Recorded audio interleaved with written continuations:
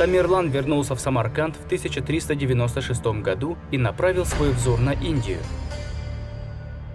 Внешне особых причин для вторжения в Индию не было. Самарканд был в безопасности. Тамерлан имел множество забот и был уже пожилым человеком, особенно по меркам того времени. Однако Железный Хромец снова отправился воевать, и его целью была Индия. Официально было заявлено о необходимости покарать неверных. Султаны Дели проявляли слишком много терпимости по отношению к своим подданным язычникам. Возможно, что Тимура толкало честолюбие и стремление воевать ради самой войны. Однако в таком случае было бы более уместно направить мечи Железной армии на запад, где оставалось незавершенным начатое ранее дело, и ситуация все более осложнялась. Не зря вернувшийся из Индии в 1399 году Тимур сразу же начал семилетний поход в Иран. Или Хромец желал просто разграбить богатую страну, а шпионы доносили о внутренних трудностях Дели, что должно было сделать поход успешным. Кроме того, стоит учесть, что Тимур следовал принципу: на земле может быть один государь, как на небе находится только один бог. Этому принципу следовали и другие великие правители до Тимура и после него. Он не мог смотреть спокойно на мусульманско-индийскую империю, тем более что делийский султанат в это время был в упадке. Династия Туглакидов, которая первоначально контролировала почти весь субконтинент, ко времени нашествия Тимура утратила большую часть своих владений. Декан отделился в 1347 году, Бенгалия в 1358, Джаунпур в 1394 году, Гуджарат в 1396. В Дели сидел слабый султан Махмуд Шах II. Оставшуюся часть державы раздирали смуты.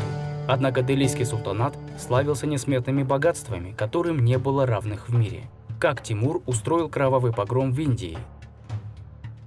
Идея похода в Индию не пользовалась популярностью в империи Тимура.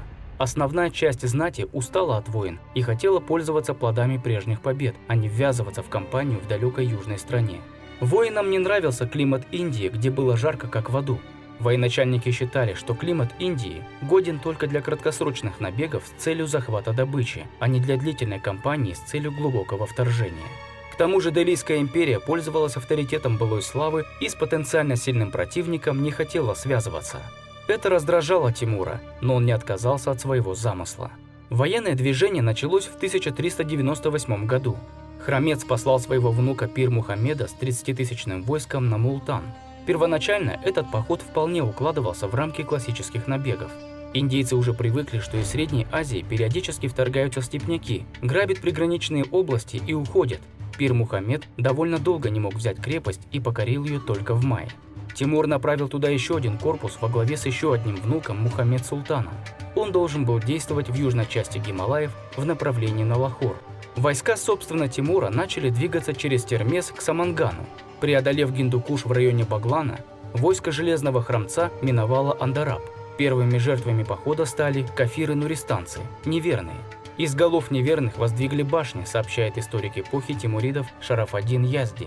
Что интересно, Кафиристан-Нуристан сохранял свою древнюю веру в агрессивном окружении до конца 19 столетия. Только тогда, устав от преследований, все население приняло ислам, за что местность получила название Нуристана, страны тех, кои наконец получили свет. Никаких богатств у горцев не было. Они не представляли угрозы. Однако Тимур заставил армию штурмовать горы, лезть на скалы, пробираться через дикие ущелья. Видимых причин этого нет. Возможно, что это был один из капризов жестокого эмира, который желал выглядеть как защитник истинной веры. 15 августа 1398 года в Кабуле был созван военный совет, где официально объявили о начале похода. Затем в течение октября были форсированы реки Рави и Биях. Армии Тамерлана и его внука Пир Мухаммеда соединились, хотя последний потерял почти всех своих лошадей, они погибли из-за болезней. Армия Тимура 13 октября взяла Тальмину, 21-го Шахнафас, где была захвачена большая добыча. В этом городе были построены знаменитые пирамиды из человеческих голов. В начале ноября к эмиру подошло подкрепление, и пали крепости Аджудан и Битмир. Тысячи людей были угнаны в рабство. Тимур защищал только исламское духовенство. Достойное сопротивление страшному врагу смогли оказать только раджпуты, особая этносословная группа воинов. Их возглавлял Рай Дул-Чанд. Раджпуты стояли насмерть, но им не хватало воинского опыта Тимура. Когда воины Тимура ворвались в их крепость, горожане стали поджигать свои дома и бросались в огонь. В случае нападения врага, когда ситуация оказалась безвыходной, раджпуты практиковали массовое самоубийство. Мужчины умерщвляли собственных жен и детей, а затем убивали себя.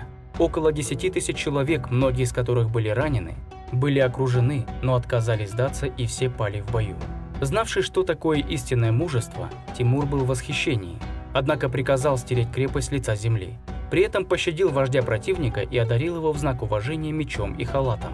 13 декабря войска Железного Храмца подошли к Дели. Здесь Тамерлана встретила армия султана Махмуда. Воины Тамерлана впервые встретили огромные войска слонов. Численность слонов в индийской армии одни исследователи определяют в 120 голов, другие в несколько сотен. Кроме того, на вооружении делийской армии были огненные горшки, зажигательные гранаты, начиненные смолой, и ракеты с железными наконечниками, которые взрывались, коснувшись земли. Первоначально Тимур, столкнувшись с неизвестным врагом, избрал оборонительную тактику. Были выкопаны окопы, насыпаны земляные валы, воины укрылись за большими щитами. Тимур решил проявить военную хитрость, показав врагу свою нерешительность, или хотел проверить силу врага, отдав ему инициативу. Однако враг не спешил идти в атаку. Бесконечно отсиживаться в обороне было нельзя, это разлагало войска. Кроме того, военачальники Тимура указали ему на опасность в тылу. В армии были тысячи пленных. В решающий момент битвы они могли восстать и оказать влияние на ход сражения. Тимур приказал предать смерти всех пленных и пригрозил, что лично убьет каждого, кто из жадности или жалости его ослушается. Приказ был выполнен за час. Возможно, что Тимур сам придумал этот жестокий, но эффективный ход. Огромная живая добыча тяготила армию. Многие считали, что добычи уже достаточно, поход успешен, можно и повернуть, не вступая в бой с сильным и неизвестным противником. Теперь воинам требовались новые рабы. Охмелев от крови, воины рвались в бой. Следуя обычаю, Тимур обратился к астрологам. Те объявили, что день неблагоприятный. Видимо, сами боялись битвы. Хромец пренебрег их советом. «Бог с нами!» – воскликнул он и двинул войска вперед. Сражение произошло 17 декабря 1398 года в паре Чиджамы, близ Панипата. Битва шла с переменным успехом. Чтобы остановить атаку слонов, эти живые боевые башни, Тимур приказал вырыть ров и набросать в него металлические шипы. Однако делийских воинов это не остановило, и слоны проделали большие бреши в боевых порядках армии Тимура. Тогда воины Тимура направили на слонов верблюдов или буйволов, нагруженных горящей паклей, тюками соломы и ветками хвойных деревьев. Обезумевшие от огня животные распугали значительное число слонов, которые бросились назад, давя своих хозяев. Однако победную точку поставила конница Тимура, как в свое время конники Александра Македонского. Конница Тимура окончательно сломила строй врага. Как сказал сам Тимур, победа – женщина, она отдается не всегда, и надо уметь ею овладевать. Побежденный султан бежал в Гуджарат. 19 декабря армия Тимура без боя заняла один из красивейших и величайших городов того времени. Тимур по просьбе местных мусульманских вельмож, которые обещали огромный выкуп, выставил охрану вокруг богатых кварталов. Дели был разрушен и разграблен. Армия же после погрома Дели буквально купалась в золоте и драгоценностях.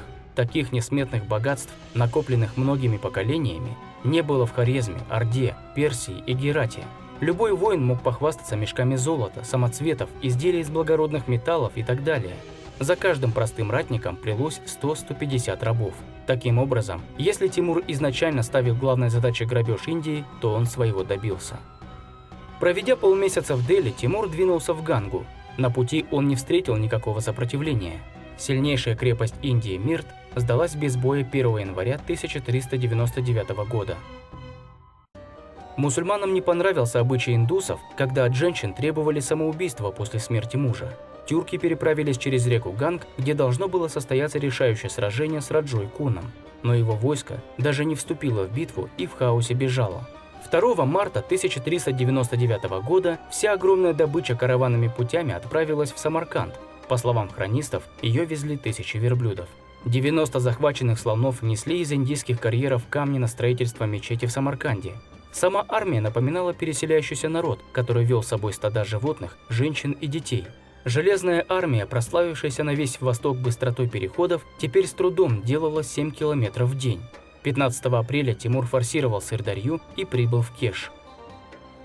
Сразу после возвращения из Индии Тамерлан приступил к подготовке большого 7-летнего похода на запад.